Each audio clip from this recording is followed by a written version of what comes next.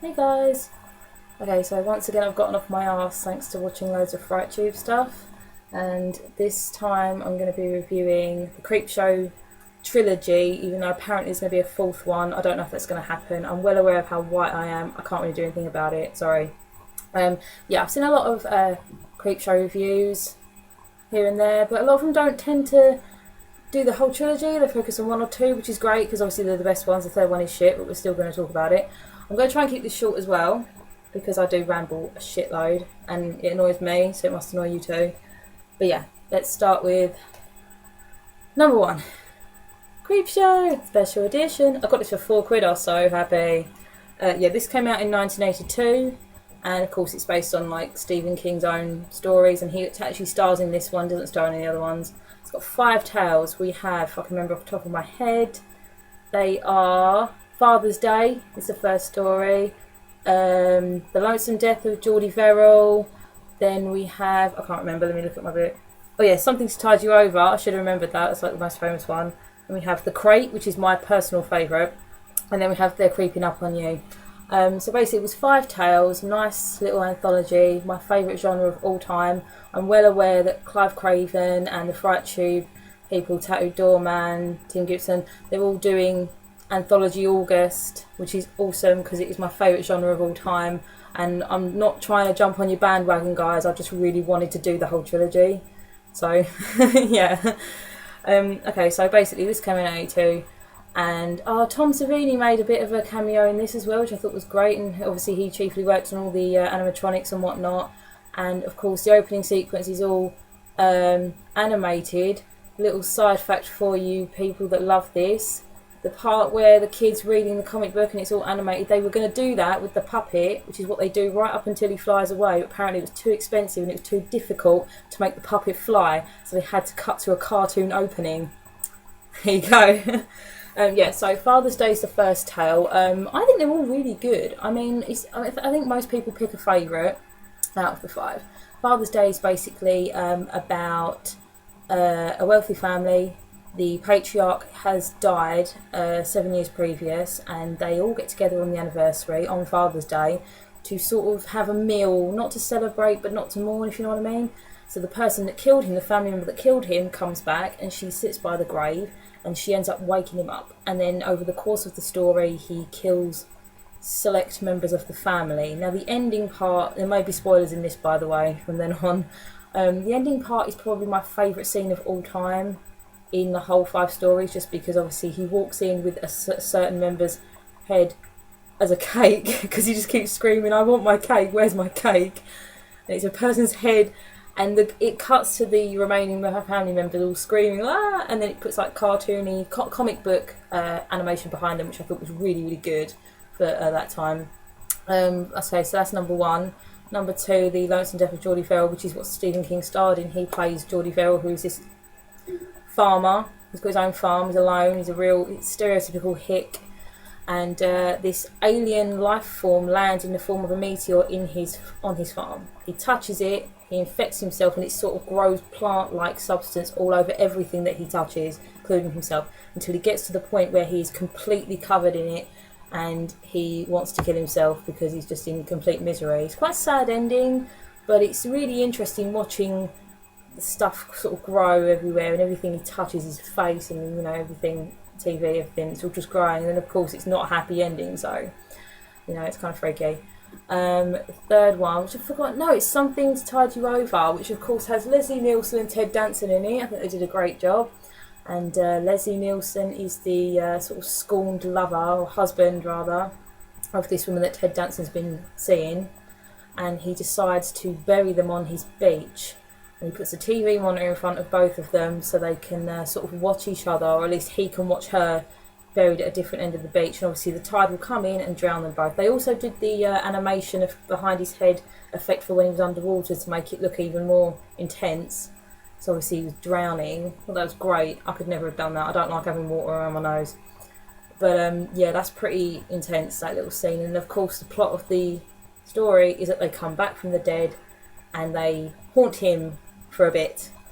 So yeah, Leslie Nielsen did a pretty good job as well with his maniacal laughing at the end. I thought that was pretty epic. Number 4, my personal favourite, The Crate. It's about a couple of professors in a university. One's got an absolutely awful wife, god awful, plays it brilliantly. Adrienne Barbeau, brilliant in that. And they accidentally stumble across this crate that is under some stairs, I think, in the university that no one's touched clearly. And this is something like National Geographic 1800 and something. So they open it up, and there is an I think it's meant to be sort of like the Abominable Snowman, but like this big. It's kind of, you know, just one of those gnashing teeth critter type things. And it kills a couple of people. So he runs off and he tries to get help from his friend. And I thought that when the professor who stumbles across the animal, when he obviously realised there was a dangerous animal in there, I thought he did an amazing job with his acting of being scared and having a freak out. He did a really great job, and it gets me every time I see it. I think it's wonderful acting. And so the other professor, who then doesn't believe him, goes to see what's going on. And he concocts a plan to get rid of his awful wife. Wonderful moment when she turns around and screams at this animal. It's great. Number 5. What are we on? They're Creeping Up on You. I like this one. It's not the best. It's my least favourite of all the stories. It's basically a guy who's a complete and utter germaphobe, and he just can't stand cockroaches. He hates bugs, and he lives in like a germ-free apartment. He's really, really rich, and the whole story is following him sort of talking to himself about how he can't stand his bugs. He's spraying them, and they just keep coming to the point where there's thousands of them, and they get him. I won't say how they get him, but it took them a few goes to get the special effects right in this, and they nailed it. They really did. I thought the dummy was great. Okay, that was Creepshow 1. I think most people, when I was a child, the one I remember the most is Creepshow 2. Creepshow 2. Yeah, with Billy and the Creepmaster. So in this one they began it with, I think they began it with real life, and then they did some animation as well, because obviously they have a little wraparound thing, and it's about a kid called Billy, and he gets bullied, and he orders some Venus flytrap plants, and then they do a bit at the beginning and a bit at the end. There's only 3 stories in this one as opposed to 5 in the first one. This is the one that people probably remember the most though. When did this come out? It came out in 87, I think. Yeah, it came out a year later. Obviously they totally cashed in, and it really worked. So we've got Old Chief Woodenhead is the first one. It's actually a pretty good story. Once again, I think it's my least favourite. But Old Chief Woodenhead is about this couple, this elderly couple that live in one of those rundown towns. You know, like where they've put an interstate in, and then the town's gone off the map because, you know, no one goes there anymore. And they have a very good relationship with the local Indian clan. I don't really know the word for, you know, the old Red Indians. You know, they're like tribe. There we go, tribe. So, God, I'm really white. So I'm just going to hold this up because I think it gave me some more colour to my face. Yeah, there we go. So they're really good friends with the tribe, and they get trusted with some jewellery because they haven't paid their debts back. So the elderly people keep the jewellery for them to be able to pay their debts back. So anyway, one of the relatives in the tribe comes to steal the jewels so he can go off to Hollywood because he's got awesome hair apparently. And he and his friends accidentally kill the elderly shop owners, and then the rest of the story is about this old Chief Woodenhead, obviously, comes to life because his owners were so loyal and takes awesome revenge on the killers. Oh my god, it used to scare the shit out of me when I was a kid. I was like 9 when I saw this. Man, when he gets the guy with the hair, oh my god, it's awesome. I don't really want to give too much away in this, but I kind of want to say what happens in case no one's got any intention of watching it. Okay, you know what? I won't say what happens to the other 2, but he scalps the guy with the long hair. And it's really scary. I love it. It's exhilarating. So that's Old Chief Woodenhead. Second one is The Raft. Personal favourite from this one. The Raft is amazing. It's about 4 teenagers, of course. They swim out to an area where there's just a lake and the mountains, and then there's a raft. I thought there was something on my foot then. And there's a raft. So they all swim out onto the raft, and there's this oil slick in the water, which is not an oil slick. It's a acid-like man-eating substance. And one by one, they get picked off by this substance. And, of course, there's boobs in it at some point. There's got to be boobs in there at some point. And they did it great, and it was completely pointless. I can't remember the name for when there's a pointless scene, but there's a name for that. There's like a term for when there's a scene that just doesn't have anything to do with it and never gets mentioned again. I can't remember what it was. I'll have to look it up. But yeah, so it's pretty awesome because it just, the second it touches them, it like takes their skin off, and it's fucking disgusting. Some of it depending on which death you're looking at. It's really gross. And then also, obviously, the ending when the kid tries to get away and he's the only survivor, and he's so not. He's got to get them all. But yeah, that's The Raft. I mean, it's really, it is good. I mean, you know, because you feel for them, because they're stuck in the centre of this body of water. The only way out is to swim, and then you've got a thing in the water. Now, I'm dead scared of water anyway, so that's like my worst nightmare. But yeah, the third story is The Hitchhiker. Classic tale. A rich, wealthy woman runs over a guy in the middle of, you know, a motorway, and he just keeps coming back. And his catchphrase, thanks for the ride, lady. And he's got this like sign with like, I think it's Dover written on it, and he just every time she hits him, because she keeps killing him, because obviously, you know, he's like some deformed dead person. But I think the first time she notices that he's after her, sorry, I'm actually scaring myself. I'm so bad. Yeah, the first time she hits him and she stops and she's like, oh man, I can't believe it happened. And he runs after with like a broken leg. Thanks for the ride, lady. Oh, that's horrible. And each time he gets more bloodied and more bits are falling off of him. And she's trying to drive home, and she just...